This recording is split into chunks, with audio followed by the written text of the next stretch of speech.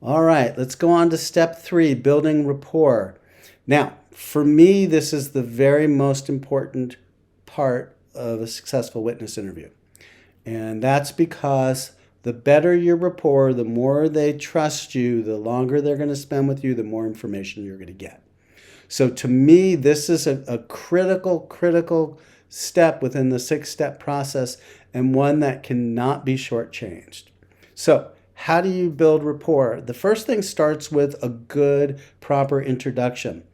Now, what I would do when I was contacting them as an investigator is I'd say, hey, my name is Mike Corwin, and I have my business card with me.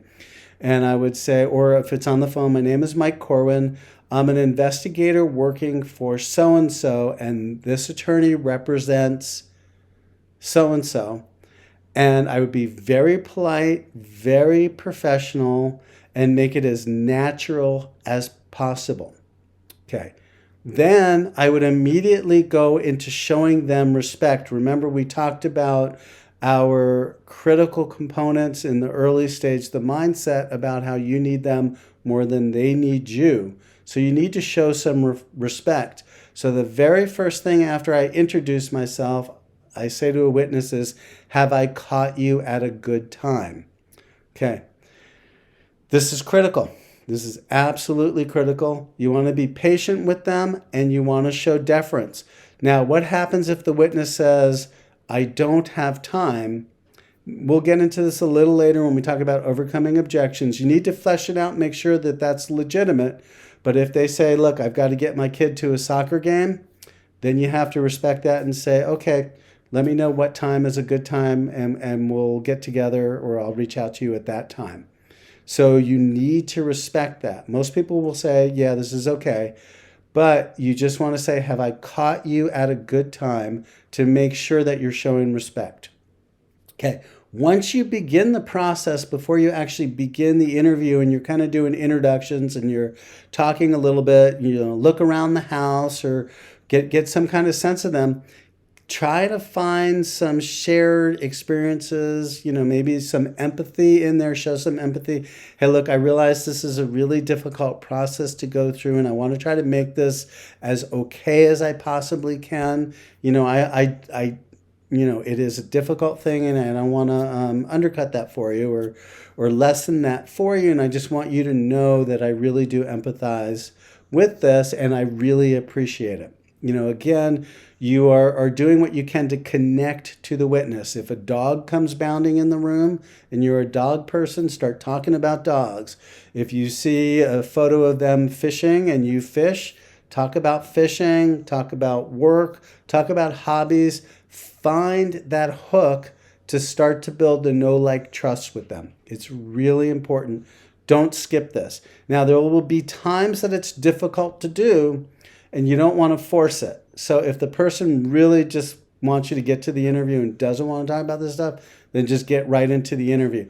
But otherwise, it is worth the time to try to build that rapport. All right, a couple other things. We talked about this as the other element, the other key mindset element is you really have to pay attention to what is being said to you. You have to listen, okay? It's not enough to be thinking about your next question while the witness is talking, okay? So we need to make sure that you understand how to slow the process down. And that's what we're really talking about, is slowing the process down. So here's a couple things I like to say. Let me make sure that I understand what you just said. Let me back you up here for a second. What you just said is, and we go into kind of reflective listening. Now, there's a couple of benefits. One, you're showing that you are hearing what they say, which is critical because most people want to be heard, and it makes being a witness in this process easier when they know you're really listening to them. The other thing is it's giving you a chance to kind of get them to fill in even more about that issue, because as you repeat it back to them and what they just said, they may add some things to it. And third, and we'll talk about this later, is this may help to actually make it easier for you to take notes as well. The last part that I do want to talk about within this is nonverbal communication. We help make people at ease through nonverbal as well as verbal communication. It's about making eye contact with them, but not holding it too long. It's about showing a more open body language, maybe leaning forward or maybe mirroring the body language they take. So for example, if you are interviewing a retired military person, you want to sit up straight. You don't want to slump down. The flip side of that is if you're interviewing a Gen Zer or a millennial, you can be a little bit more relaxed, right? You want to kind of mirror what they're doing, but you don't want to make it obvious. I always like leaning forward. I think leaning forward shows interest, whereas leaning back shows caution.